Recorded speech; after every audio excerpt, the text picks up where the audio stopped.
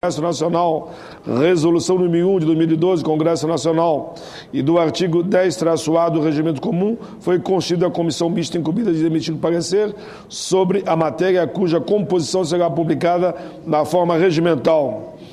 O calendário de tramitação da medida provisória foi publicado na ordem do dia do Congresso Nacional. A matéria está publicada em avulso, será feita a comunicação à Câmara dos Deputados.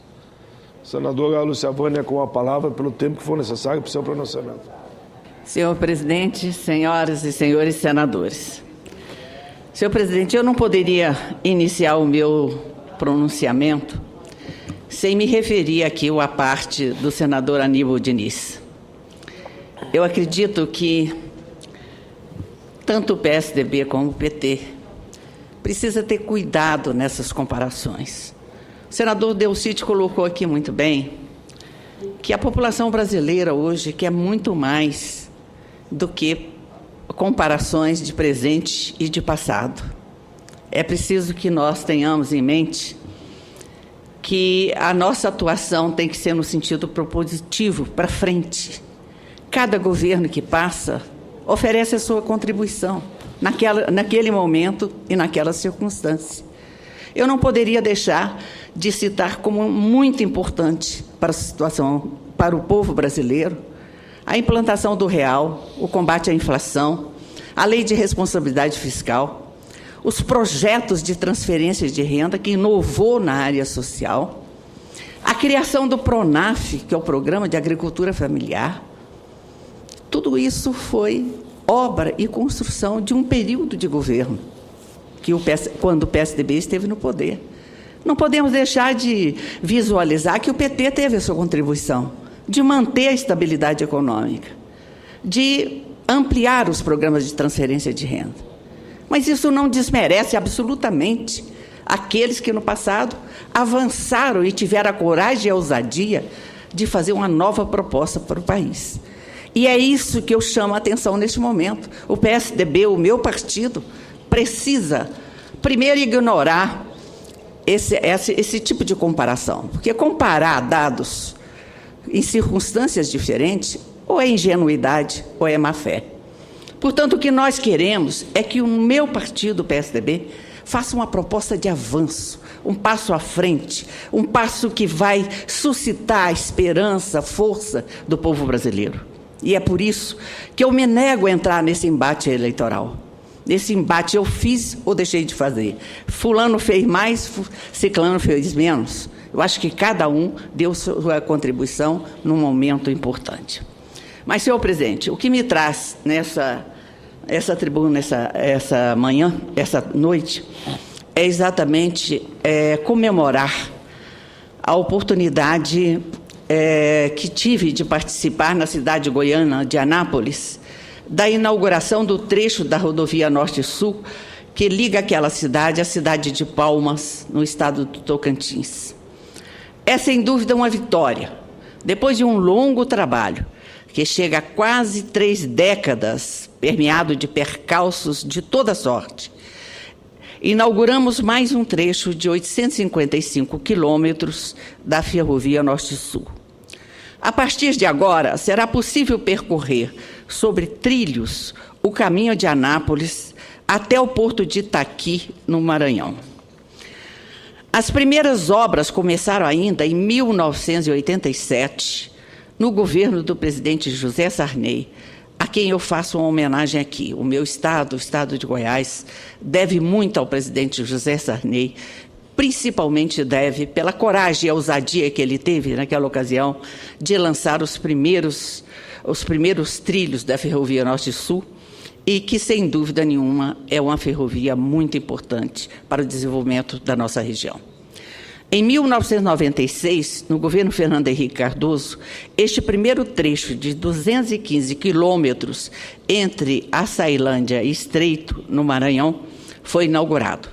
De lá para cá, muitas coisas aconteceram, e eu quero crer que o Brasil passou por um processo de aprendizagem e amadurecimento. Saímos deste processo melhores e mais bem preparados do que estávamos quando ele foi iniciado. Faz parte. O amadurecimento quase sempre requer o passar do tempo. Porém, senhor presidente e senhores senadores, quero reforçar que a nossa comemoração não deve impedir que vejamos a realidade. Embora pareça que estamos diante do coroamento de um processo, em verdade estamos diante da pedra fundamental de mais uma caminhada tão longa e desafiadora quanto a construção da Ferrovia Norte-Sul. Primeiramente porque o modelo escolhido para a operacionalização da ferrovia de acesso aberto ainda é uma novidade na administração pública brasileira. É um modelo de vanguarda, e aqui eu quero cumprimentar a presidente Dilma Rousseff, no qual a Valec, empresa pública da União, é proprietária da infraestrutura física e vende, mediante leilões, capacidade de transporte para empresas privadas de logística. Mas é um modelo complexo, com atores e interesses diversos, que precisam ser bem articulados e administrados para garantir que os benefícios da redução dos custos de transporte e logística, estimada em 30%, chegue ao beneficiário final. É uma engenharia complexa que colocará os governos diante da necessidade de profissionalização dos órgãos operadores da infraestrutura logística do país. Segundo estimativas publicadas pela Federação das Indústrias de Goiás, a implantação de novos terminais intermodais para abastecer a ferrovia com cargas já demandará investimentos imediatos na ordem de 644 milhões, distribuído entre as cidades de Campinorte, Rio Verde, São Simão e Anápolis.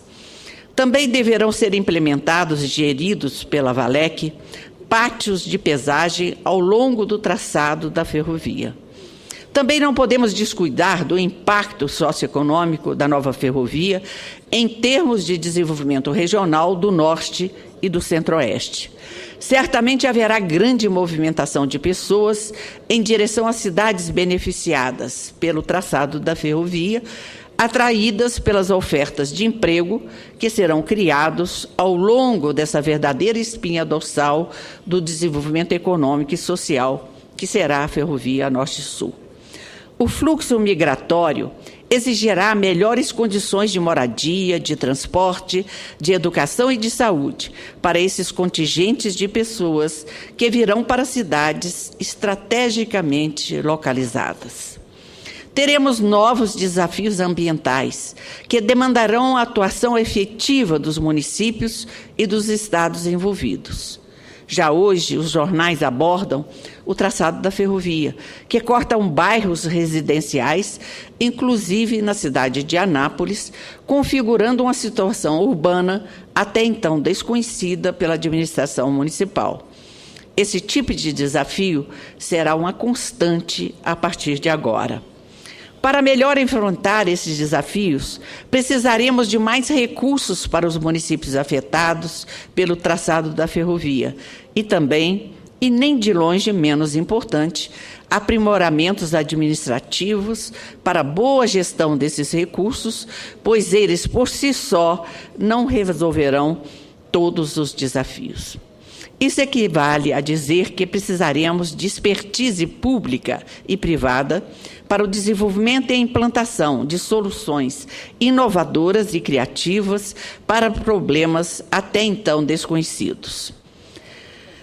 Grandes desafios são colocados também ao planejamento urbano, de saneamento, de transporte público, de abastecimento e de provisão de serviços, de diversão e cultura. Todos esses fatos aqui elencados, se bem enfrentados, trarão em novo ciclo de desenvolvimento em termos quantitativos e qualitativos, especialmente para os estados beneficiados pela Ferrovia Norte-Sul, dos quais o estado de Goiás, com seu crescimento bem acima da média nacional, é talvez o mais promissor e o mais importante. Se bem enfrentados, estes desafios nos trarão também um salto de competitividade, cujo resultado será a dinamização da atividade econômica e, consequentemente, um salto de desenvolvimento, produzindo geração de ainda mais empregos e de renda para trabalhadores e suas famílias. Por todos esses motivos, senhor presidente, creio que estamos diante da pedra fundamental, apenas no início de uma extensa jornada. Creio que já aprendemos muitas lições durante essa longa obra de construção da estrutura física da Ferrovia Norte-Sul. São 27 anos. Mas não sei que muitas outras lições em muitas outras áreas nos serão colocadas.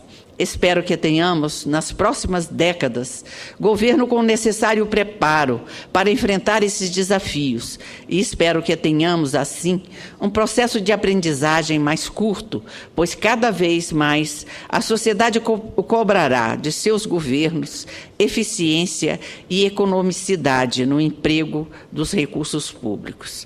Portanto, era o que tinha a dizer, senhor presidente, em relação a este assunto.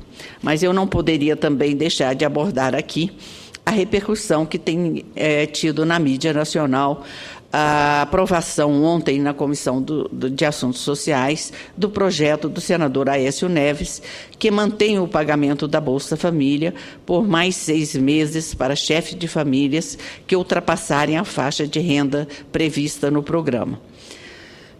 Dentre as manifestações estão de articulistas dos grandes jornais.